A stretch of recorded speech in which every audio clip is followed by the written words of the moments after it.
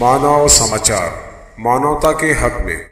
आज हमारा जो मकसद है, हमारी पार्टी बहुजन समाज पार्टी जो इस देश की तीसरे नंबर की सबसे बड़ी पार्टी है और हमारी पार्टी का ख़ास मकसद ये है, ये कोई मंशूर वगैरह नहीं निकालती इलेक्शन के वक्त में। इसका मंशूर संविधान है। संविधान में हर आदमी को ये लिखा हुआ है, हर हक आदमी का लिखा हुआ है। एक करोड़पति आदमी से लेकर एक नीचे का गरीब आदमी का भी हक लिखा हुआ है, उसके साथ क्या करना चाहिए। इसलिए हमारा मंशूर नहीं है। हम संविधान को जो है उसके ऊपर अमल करेंगे तो ये देश खुशहाली से तरक्की करता रहेगा। और जैसा कि पुराने लोग कहा करते थे कि हमारा ये देश किसी वक्त सोने की चिड़िया कहलाता था या उसका सपना देखते थे, लेकिन आज जो है वो पूरा अभी तक तो हम नहीं देख पाए उसको।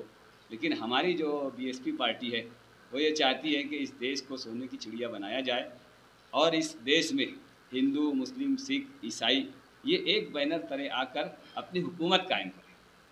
इस मकसद के तहत बहुजन समाज पार्टी ने मुझे मालेगांव धुलिया हल्के नंबर 2 से उम्मीदवार बनाया है और मैं कोशिश ये कर रहा हूँ कि हमारे तमाम जो मज़ाहिब के लोग हैं वो एक साथ आए और एकजुट होकर हाथी निशान पर बटन दबाए ताकि इस देश को खुशहाली की तरफ ले जाया जा सके, इस देश की तरक्की की तरफ ले जाया जा सके और इस देश में नौजवानों को ज़्यादा से ज़्यादा रोज़गार मिले, गरीबी दूर हो।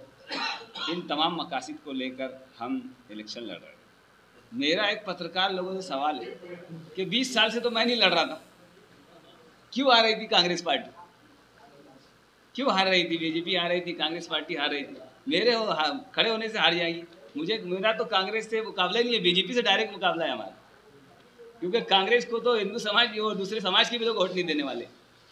हमारा मुकाबला कांग्रेस और बीजेपी से, खास तौर से बीजेपी से। बहुत सारे मुस्लिम कैंडिडेट जो है इकट्ठा खड़े होते हैं। अब इस बार ये हुआ कि हमारे बहुत सारी दलित जमातें जो है, दलित भाई इस बार वो भी खड़े होते हैं, जो मिलके इकट्ठा होकर एक बड़ा वोट बैंक बनना चाहिए था, वो डिवाइड हो गया। इस बारे में आप क्या कहेंगे? कैसे ये लड़ाई मुमकिन है कि हम जिससे लड़ाई लड़ना चाहते हैं वहाँ कैसे लड़ पाए? धुलिया वार्ड के अंदर जो है, धुलिया 2 में मुझे बहुत ऐसा नहीं लग रहा है कि वंचित का कोई उम्मीदवार है। वंचित का तो है ही नहीं ना। भीम सेना करके भी एक है, वहाँ से भी कुछ हाँ है बात है। भीम सेना भी कहीं ना कहीं से जो है वो नहीं, ये भीम सेना कोई संगठन नहीं है, ये छोटा सा संगठन है, कोई पॉलिटिकल पार्टी नहीं है। आप बहुजन समाज पार्टी के ताल्लुक से देखेंगे। हल्का जो है 6 जो हल्का माना जाता है, अब तक आपने कितने हल्कों में जो है दौरा किया, कितने लोगों से आपने हिमायत ली, सारी चीज़ें? मैं तो अल्लाह का बड़ा एहसान और करम है कि लोग मुझे फ़ोन कर करके बुला रहे हैं, फ़ोन पे भी हिमायत दे रहे हैं, कुछ लोग बुला रहे हैं, वहाँ जा रहे हैं। हमारी पार्टी के जो राष्ट्रीय अध्यक्ष भीम कुमारी मायावती जी, उनके दिशा निर्देश में तकरीबन 1 साल से हम गांव चलो अभियान चला रहे हैं। तो उसके तहत धुलिया लोकसभा में तकरीबन 2000 के आसपास जो गांव आते हैं वहाँ तक हमने जाके जो बहुजन समाज है, बहुजन समाज को तैयार करने का और उनके तक बहुजन समाज पार्टी की विचारधारा से जुड़ने के लिए उन पे हमने तकरीबन 1-1.5 साल से मेहनत की है और उसमें हमें अच्छा रिस्पॉन्स मिला। शहर में कितनी सभा लेंगे?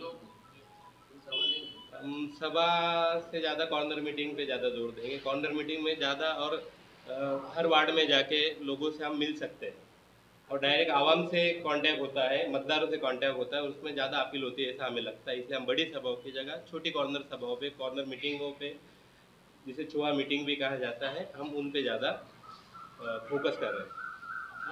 समाज पार्टी का काम कर रहे हैं, 7-2 साल से आप सब लोग काम कर रहे हैं। ऐसा क्या ये हुआ बहुजन समाज पार्टी को, या अचानक आपको एक उम्मीदवार जो है वो बहुजन समाज पार्टी से ज़्यादा दिन नहीं लेते, कम दिन से जो है उसको आपने उम्मीदवारी दी?